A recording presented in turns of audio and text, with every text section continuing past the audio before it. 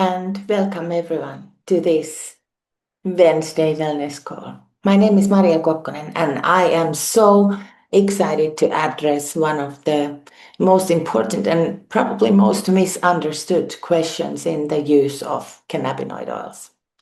How much is too much, and how little is too little? These two questions may sound simple, but they're not simple at all. In recent conversations, I have noticed something very interesting. Some people are cautious, sometimes extremely cautious, and they take very, very small amounts, perhaps a drop here and a drop there. Others assume that if a little is good, more must be better. And between those two extremes lies the real issue. How do we find the right amount for the individual body? Cannabinoids are not stimulants. They're not sedatives in the traditional sense. They are modulators of a regulatory system, the endocannabinoid system. And modulation behaves differently than direct pharmacological stimulation. So tonight, we are not going to talk about treating a disease. We are not going to talk about miracle effects. We are going to talk about biology. And specifically, what determines a dose, why consistency matters, why milligrams, and how to find your own optimal amount in a structured and intelligent way. Because the goal is not more, and the goal is not as little as possible. The goal is optimal, and optimal can only be found when we understand the system we are working with. This is the most common question I receive. Not what should I take, not which product is the strongest, but what is right for me.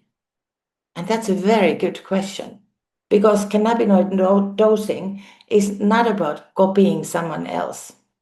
It's not about following a generic chart, and it's definitely not about body weight alone. It is about individual biology.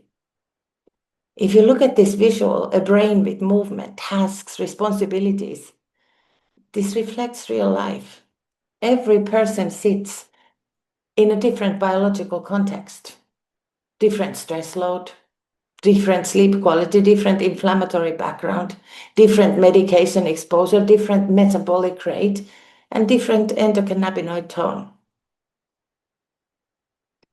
And the endocannabinoid system is a regulatory network over all of this. It modulates stress response, sleep-wake cycles, immune signaling, neurotransmitter balance, energy regulation in your body. It's not a single switch. It's a dynamic regulatory system. And then when we introduce phytocannabinoids like CBD, CBG, or CBN, we are interacting with the regulatory network. We're not overriding it. We are influencing tone. And tone is highly individual. This is why the correct question is not how much should people take. The correct question is what amount creates stable balance in my system. And that's what we are going to try and unpack today. So why are we even having this conversation? Because when people say it didn't help, in my experience, it usually comes down to one of four patterns. First, confusion between drops and milliliters. Many people measure in drops, but drop is not a unit of dose. Milligrams and milliliters are. A drop can vary significantly depending on viscosity, temperature, angle of the dropper, and pressure applied. Studies on liquid drop variability show that drop volume can differ by more than 30% depending on these factors. So when someone says, I take 3 drops, we actually do not know what it means in milligrams of the effective ingredient. Secondly, inconsistency. Cannabinoids interact with the regulatory system. They adapt over time. If you take a small amount on a Monday, nothing on a Tuesday, and half amount on a Thursday, there's no stable signaling pattern. And regulatory biology requires repetition. And then we have microdosing. Some people take nothing for days and then a huge amount once. Cannabinoids, particularly CBD, has shown to have biphasic effects in some contexts. That means low and moderate doses may produce one type of modulation, while very high dose may reduce or alter that effect. So more is not automatically better. And then finally, when these three factors combine, unclear measurement, inconsistent use, and unstructured dosing, the conclusion becomes, it's not working. This didn't help. It's not working for me. But often the issue is not that cannabinoids do not work. The issue is that they were not used in a structured, measurable, consistent way. This is why the question is so important, because without measurement and rhythm, we are guessing. And unfortunately, biology does not respond well to guesstimations. So, our goal today is that by the end of this session, we have clarity on 4 essential things. First, why dosing is individual, not theoretically individual, biologically individual. We will briefly look at the factors that create variability, including baseline endocannabinoid tone, metabolic differences, stress load, and systemic context. And second, why milliliters and milligrams matter. Because dosing is not about drops, it's about measurable quantities. If we don't know how many milligrams we're taking, we are not actually dosing, we are estimating. And then finally, why consistency matters more than occasional quantity. The endocannabinoid system is a regulatory network. It adapts through repeated rhythmic signaling. And it definitely does not respond to random exposure. And finally, the most important part of tonight is, how do we determine what is right for ourselves? What is right for me and what is right for you? It's definitely not based on what somebody else takes. It's not based on fear of taking too much, and it's not based on the idea that less must always be better, but based on structured observation. The objective is very simple. We want to find the lowest dose that produces stable, measurable, meaningful benefits. And then we want to maintain that consistently. That's optimal dosing. And optimal dosing, my friend, is individual. To understand dosing, we first need to understand the system we are interacting with. The endocannabinoid system was identified in the early 1990s, following the discovery of CB1 receptors by Matsuda and colleagues. Shortly after, the indigenous cannabinoids, ligands like anandamide and 2-AG, were identified. And today, this system is understood to be a fundamental regulatory network in the human body, with one primary role. That's homeostasis, maintaining internal balance. It modulates neurotransmitter release, stress response, sleep-wake rhythm, immune signaling, inflammatory tone, energy balance. It does not act as an on-off switch. It acts as a fine-tuning mechanism. CB1 receptors are primarily expressed in the central nervous system, particularly in areas related to memory, emotion, and stress regulation. CB2 predominantly in immune cells and peripheral tissues. And then phytocannabinoids, hemp cannabinoids like CBD and CBG, they do not simply activate these receptors in a direct agonist way. They act as negative allosteric modulators, like CBD for CB1 receptors. And they influence multiple non-cannabinoid targets. And what does this mean in practical terms? It means cannabinoids influence regulation. They shift tone, they adjust signaling thresholds. And because regulation is dynamic, and context dependent. The response to cannabinoids will always depend on the individual's biological state. That's why there's no universal dose. Yes, we have a recommendation, 50 milligrams a day if you are a healthy, normal-sized grown-up. But it's important to understand that the optimal is not a fixed number. We are not pushing a single pathway. We are interacting with the regulatory network that is already in motion, and dosing, therefore, must respect that complexity, especially because we don't want to face the sentence of it's not working. Modulation requires repetition. This is one of the most important principles in regulatory biology. If you look at this visual, these individual dots are gradually forming a structured body, and it illustrates a fundamental biological principle.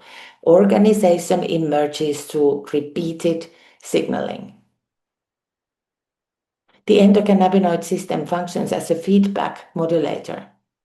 When phytocannabinoids are introduced consistently, receptor signaling, enzymatic degradation, and downstream pathways adjust gradually. Not with one exposure, but with rhythm. And that's why inconsistent use often produces inconsistent results. If you take a small amount occasionally, there's no sustained signaling pattern. And regulatory systems require patterns. So when we speak about dosing, we are not only talking about quantity, we are discussing frequency.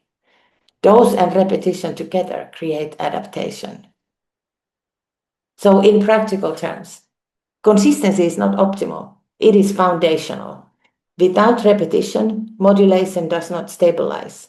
And without stabilization, people often conclude it didn't help, when in reality, the system was never given a chance to adapt. Now, here's a curve that illustrates what is known as the biphasic dose-response effect. In simple terms, it means that the effect of a compound does not increase linearly with dose.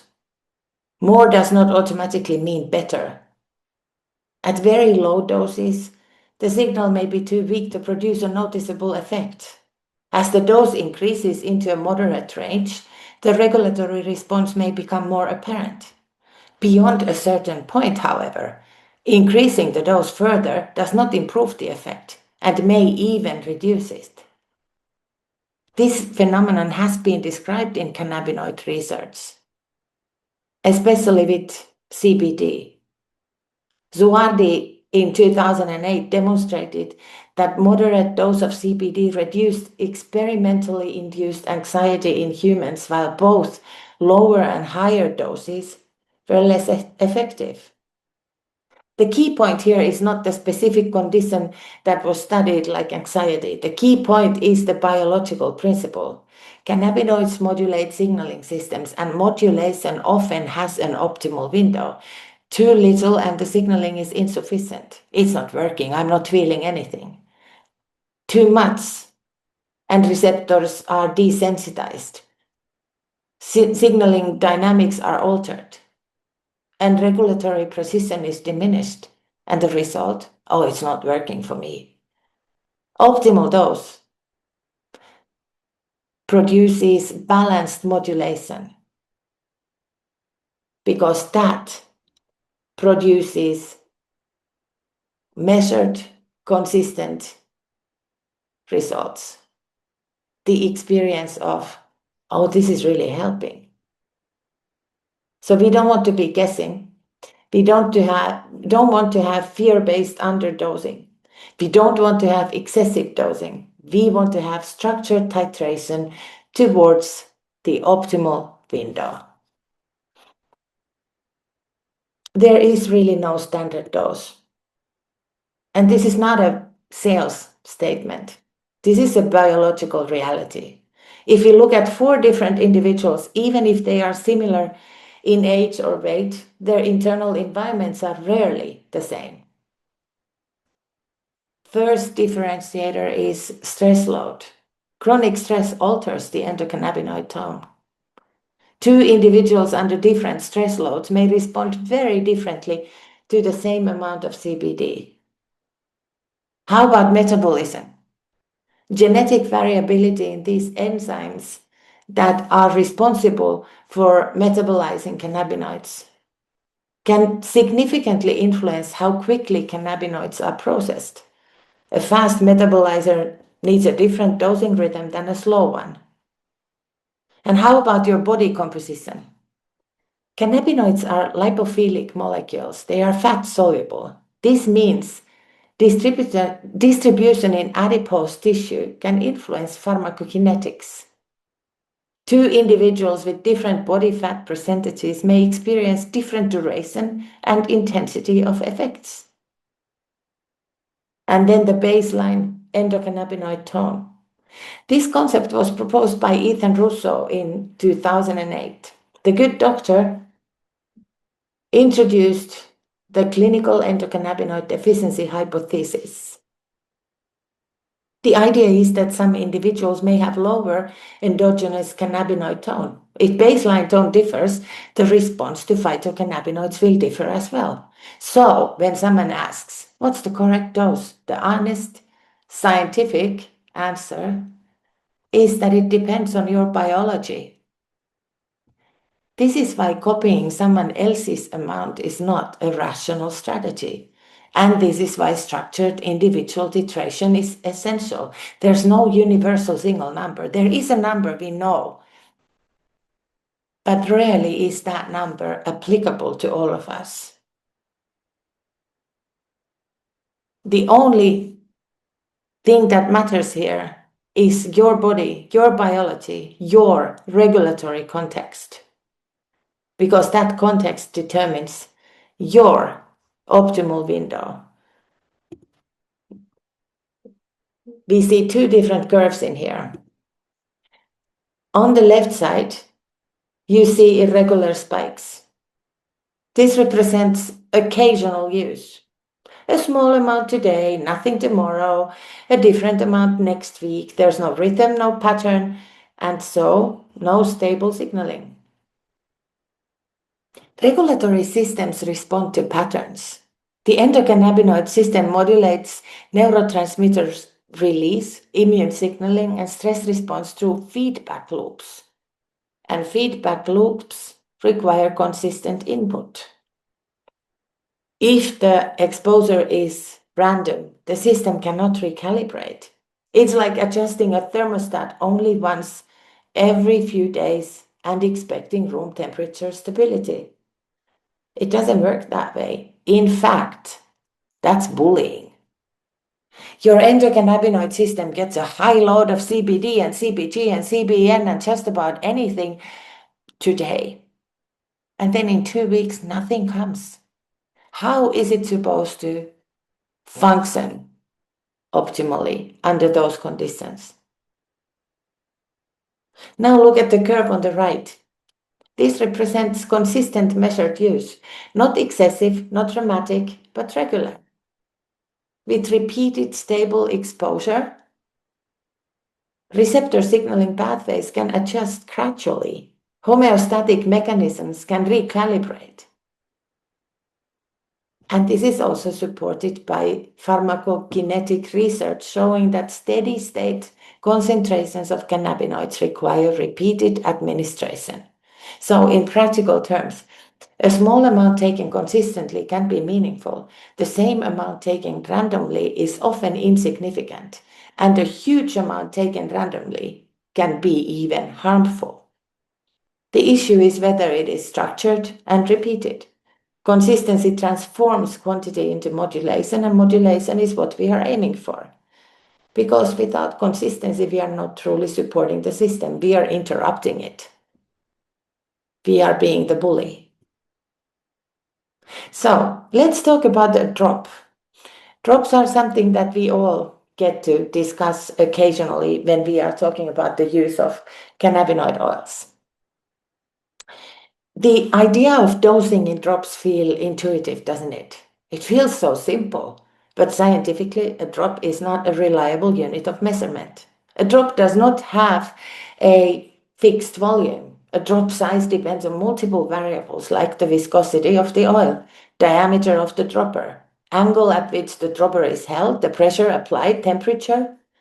Pharmaceutical research on liquid drop calibration has shown that drop volume can vary significantly under normal conditions. So when someone says, I take 3 drops, the real question is, 3 drops of what size? If one drop is 0.03 milliliters in one situation and 0.05 milliliters in another, the difference in milligrams can be substantial. And when we're dealing with compounds that are active in relatively small milligram ranges, that variability matters. Dosing is not about visual estimation, it is about measurable quantity, detailed quantity. So if we want clarity and precision, we must move away from drops and towards milliliters and milligrams. Otherwise, we are not dosing, we are guessing. And guessing is not a strategy for finding your optimal dose. Guessing will give you a window of dosing in a day. 20 drops a day, it could be 60 milligrams or it could be 90 milligrams of CBD. That is a significant difference if you are in search of your optimal dose. So now we move from drops to measurement. What actually matters is milligrams per milliliter. So let's look at the concrete numbers.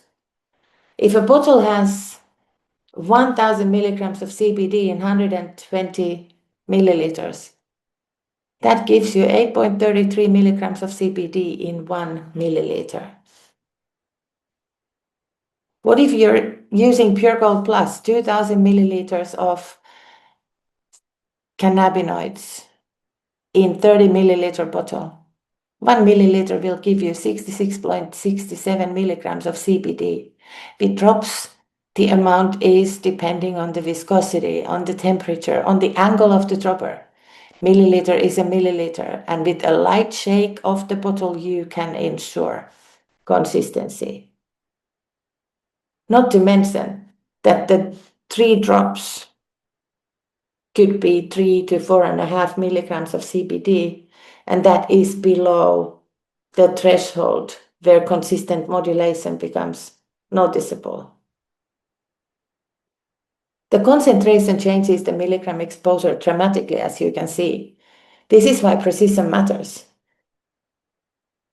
If you are told, I take a few drops, it is impossible to evaluate whether the amount is milligrams or 3 milligrams or 15, and they are biologically different exposures. And it is the systemic exposure that increases with measurable doses. So if you want measurable biological modulation, if you want to feel the effect, you have to use measurable quantities. Milliliters give us volume, milligrams give us active compound exposure, and when we combine that with consistency, we move from estimation to structured titration. And this is where dosing becomes intelligent rather than intuitive. Now, if we want to go a level deeper, what actually is in the milliliter? We often focus only on the number of milligrams of CBD or cannabinoids. But the milliliter is not just CBD, it's a formulation. It has the cannabinoids, CBD, CBG, CBN, depending on the product profile. It may contain terpenes, it may contain plant compounds like flavonoids, including compounds sometimes referred to as cannaflavins. And importantly, it contains a carrier oil. And what does that matter? Well, cannabinoids are lipophilic molecules, fat soluble. They do not dissolve well in water. They dissolve in lipids. So the carrier oil influences absorption.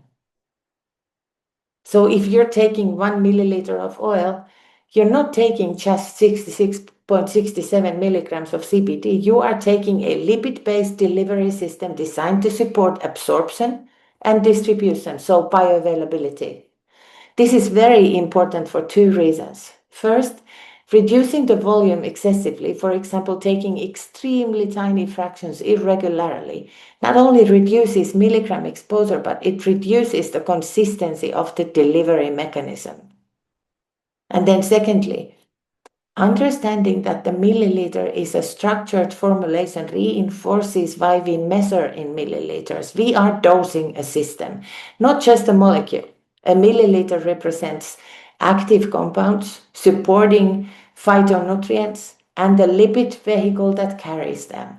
So when we talk about dosing, we are adjusting a delivery system, not just counting drops of CBD. This is why precision and consistency both matter. We have a slide about expectations here. My apologies for the Finnish chart. This is a chart that is depicting the use of cannabinoids. One of the most common reasons people conclude that something didn't work is not actually dosage alone, it is time. Biological systems adapt gradually. Stress patterns do not develop overnight. Sleep dysregulation does not develop overnight. Inflammatory tone does not develop overnight. Many of the imbalances people are hoping to improve have accumulated over years, sometimes decades. And the endocannabinoid system is a regulatory buffer. So it is the tone that we want to be influencing, and the tone adjusts progressively. So if someone takes a product for 3 days and expects a dramatic shift, the expectation may not align with biology. This is why tracking becomes valuable. Not because we're looking for dramatic changes, but because subtle improvements precede obvious ones. Without tracking, small improvements are often overlooked. And when people do not understand the mechanism, when you are not focused on the fact that the regulation requires repetition and time, you may stop too early, not because the product was ineffective, but because the biological time frame was misunderstood. So patience is not passive. Patience is structured observation.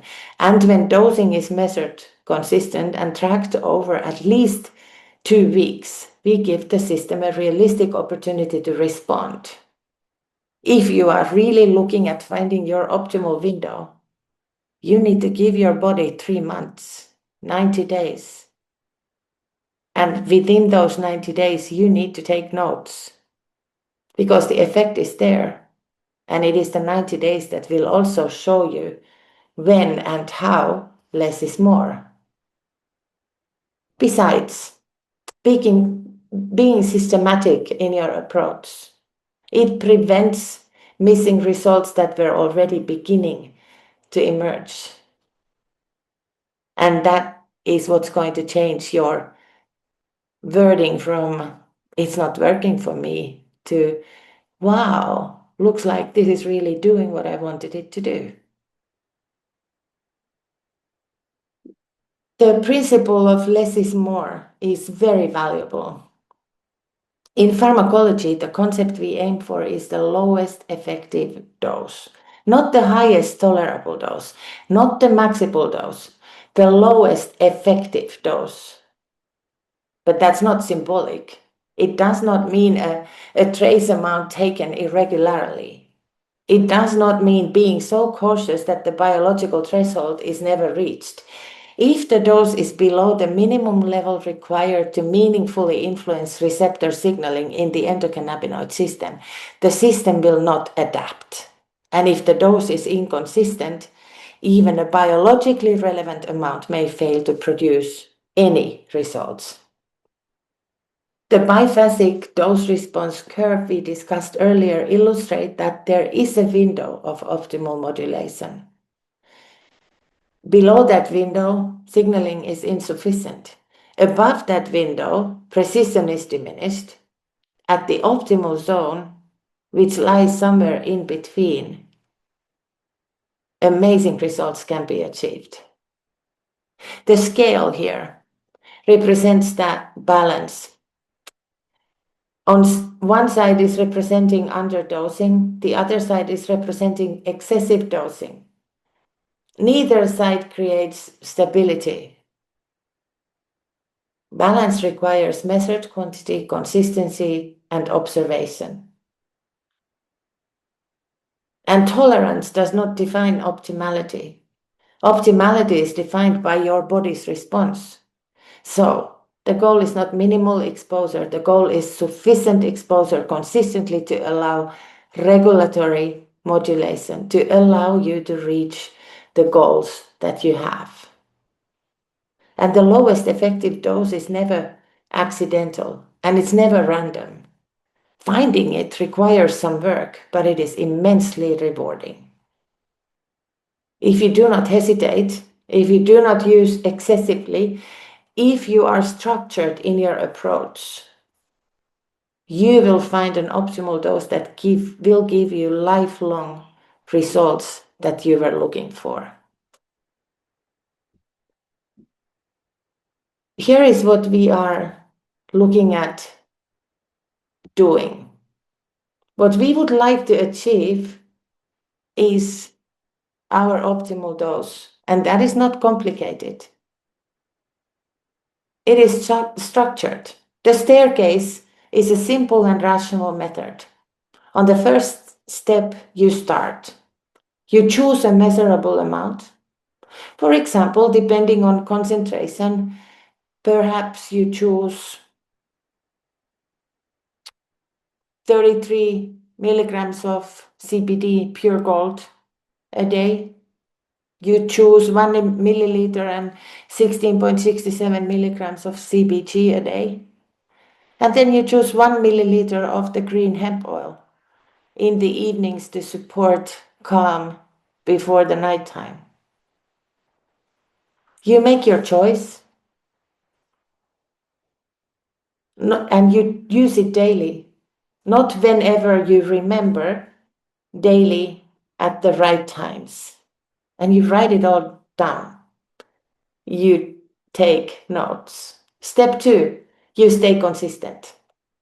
You keep on taking the same amount at the same time every day for at least 5 to 7 days, about a week, because steady exposure allows partial stabilization of plasma levels and regulatory adaptation. Without consistency, interpretation becomes impossible. And keep notes. Step 3, it's time to just start changing the amounts very gradually. If after several days your effects are minimal, you increase the dosage in small increments. Another milliliter of pure gold 1000, half a milliliter of the premium CBG, 1 milliliter of the green hemp oil. No doubles, no triples, no jumps, just gentle changes. And you take notes. Step 4, this is where you start adjusting based on your observations and the response of your body. If you feel fatigue or diminishing clarity, you may have exceeded your optimal window, and then you reduce. If you have a time where stress load is higher than normally, you increase a little. And you continue to observe. So why do I emphasize taking notes so much? Because memory is biased. We overestimate change and underestimate subtle improvements. If there is no written tracking, small but meaningful shifts are forgotten or not even noticed, let alone forgotten. And without data, adjustment becomes guesswork. And I always suggest to read the notes because our optimal dose will reveal itself through pattern, not intuition alone. So until now, we have been discussing dosing in principle, but in real life, we do not work with one molecule. We work with different formulations. Each product has a different profile, and profile matters. A CBD dominant formulation may provide broad regulatory support. CBG formulation supports alertness, focus, cognitive tone, and well-being of your GI tract. A formulation containing meaningful CBN content is suitable in the evening because it supports sleep. This is not about stronger or weaker. It is about direction of modulation. Where are you going to? The powerful trio is an excellent daily foundation. But let us not forget that biology is dynamic. There are days, periods in life where one domain requires extra attention, and then we give that extra attention to our body. The key is that we have to be subtle about all of this. Shifts are not dramatic. Results do not come overnight. We cannot replace everything at once. We make small, measured changes. Because changing multiple variables simultaneously, we lose clarity, and clarity is essential for titration. This is why tracking timing is also important, just as is important as tracking the dose. Morning and evening exposure can produce very different subjective effects because of circadian biology. If you have thyroid problems, you have a very specific need when it comes to the timing of cannabinoids. We change one variable at a time. We adjust quantity slightly, we adjust timing carefully, and we observe for at least several days before making further changes. And we document. Because there is a behavioral dimension to all of this. It takes 21 days to form a habit or to get rid of one. Not because of magic, but because repetition builds neural reinforcement pathways. So if we want consistent, effective, working endocannabinoid system, we must build consistent behavior to support the ECS. The goal is not to constantly experiment. You, your body, me and mine, we are not a scientific experiment. The goal is to establish the baseline and then, when necessary, make small rational adjustments in response to specific needs.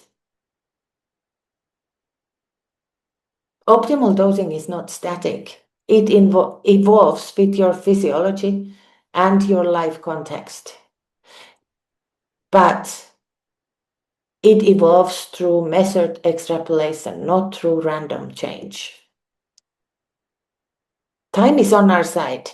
Biology is not our enemy. The endocannabinoid system is designed to regulate and rebalance, just so we give it the time that it needs. And what we have discussed today is also not complicated. Measure in milliliters and milligrams. Define your goals. Start structured. Stay consistent. Adjust gradually and document what you're doing. Respect the fact that what has developed over years will not shift in days.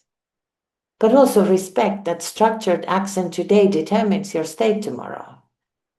Act now does not mean increase dramatically. It means begin intentionally. Stop guessing, stop estimating in drops, stop being inconsistent and choose a starting point. Track it, give it time. Because biology will reward rhythm.